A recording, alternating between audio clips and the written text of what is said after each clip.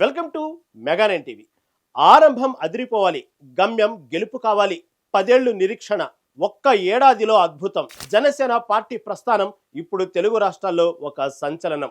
మార్చి 14 వచ్చిందంటే చాలు జన సైనికుల గుండెల్లో ఒకటే కోలాహలం. కానీ ఈసారి సీన్ మారింది. వేడుకల హోరు కంటే సంస్థాగత నిర్మాణం జోరు పెరిగింది. ఇల్లు చక్కదిద్దుకున్నాకే రచ్చ గెలవాలి అన్న సామెతను నిజం చేస్తూ పవన్ కళ్యాణ్ ఒక సంచలన నిర్ణయం తీసుకున్నారు. 13వ ఆవిర్భావ వేడుకల కంటే పార్టీ సభ్యత్వానికే మొగ్గు చూపారు. అసలు జనసేనాని మనసులో ఏముంది? ఈ రద్దు వెనుక ఉన్న వ్యూహం ఏంటి? Let's watch.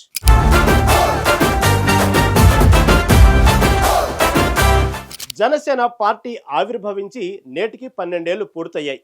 2014లో ప్రశ్నించడానికే పుట్టాను అన్న నినాదంతో వెండితెర వేల్పు పవన్ కళ్యాణ్ రాజకీయ రంగ ప్రవేశం చేశారు. కేవలం మద్దతుదారుడిగా మొదలై 2019లో ఒంటరి పోరాటం చేసి 2024లో కింగ్ మేకర్ గా ప్రభుత్వంలో కీలక భాగస్వామిగా ఎదిగారు. పవన్ కళ్యాణ్ అంటే కేవలం ఒక నటుడు మాత్రమే కాదు, కోట్ల మంది సైనికుల ఆశయ సారథి. జనసేన ఆవిర్భావ దినోత్సవం అంటే ఏపీ రాజకీయాల్లో ఒక పండుగ వాతావరణం నెలకొంటుంది. గత 12 ఏళ్లుగా జనసేన ఆవిర్భావ సభలంటే పొలిటికల్ గ్రౌండ్స్ దద్దరిల్లిపోయేవి. నేల ఈనిందా అన్నట్లుగా తరలి వచ్చే జనం, పవన్ కళ్యాణ్ గర్జన, ప్రత్యర్థుల గుండెల్లో రైళ్లు పరిగెత్తించే స్పీచ్లు, ఇవన్నీ ఒక ఆనవాయితీగా మారే. పొత్తులైనా వ్యూహాలైనా ఆ వేదికల నుంచే పుట్టుకొచ్చాయి.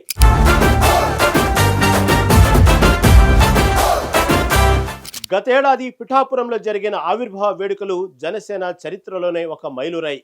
అధికారంలోకి వచ్చిన తర్వాత తన సొంత నియోజకవర్గంలో పవన్ కళ్యాణ్ జరిపిన ఆ ఉత్సవాలు 2 రోజుల పాటు అంబరాన్నంటాయి. పిఠాపురం ఒక ఆధ్యాత్మిక క్షేత్రమే కాదు, జనసేనకు రాజకీయ విజయ క్షేత్రంగా మారింది.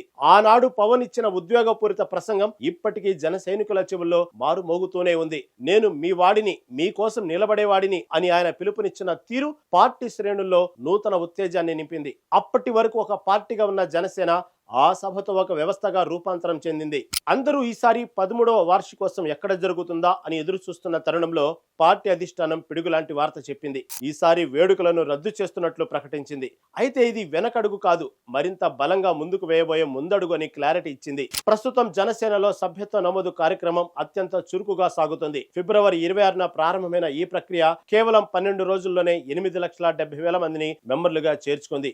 ఈ ప్రభంజనాన్ని అడ్డుకోకూడదని, వేడుకల కోసం సమయాన్ని వృధా చేయకుండా ప్రతి కార్యకర్తను జన సైనికుడిగా మార్చడమే లక్ష్యంగా పార్టీ నిర్ణయం తీసుకుంది.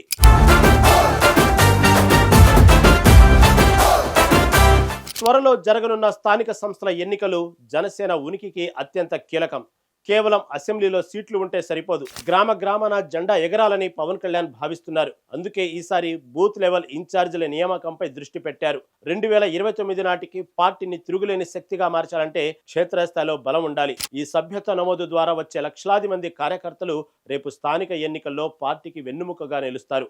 అందుకే పవన్ కళ్యాణ్ ఈసారి పండుగను పక్కన పెట్టి పనికి ప్రాధాన్యత ఇచ్చారు. లక్ష్యానికి వెళ్లే దారిలో అప్పుడప్పుడు వేడుకలను వదులుకోవాల్సి వస్తుంది. జనసేనాని పవన్ కళ్యాణ్ తీసుకున్న ఈ నిర్ణయం అటు రాజకీయ వర్గాల్లో, ఇటు అభిమానుల్లో చర్చనీయాంశమైంది. అధికారం రాగానే గర్వపడకుండా బాధ్యతను పెంచుకోవడం అనే సిద్ధాంతాన్ని ఆయన మరోసారి నిరూపించారు. సభ్యత్వాల రికార్డులతో పార్టీని మరింత పటిష్టం చేసి 2029 దిశగా జనసేన వేయబోయే అడుగులు ఎలా ఉంటాయో చూడాలి. ఏది ఏమైనా మార్చి 14న సభ లేకపోయినా ప్రతి ఇంటి మీద జనసేన జెండా ఎగరడం ఖాయమన్నట్లే తెలుస్తుంది.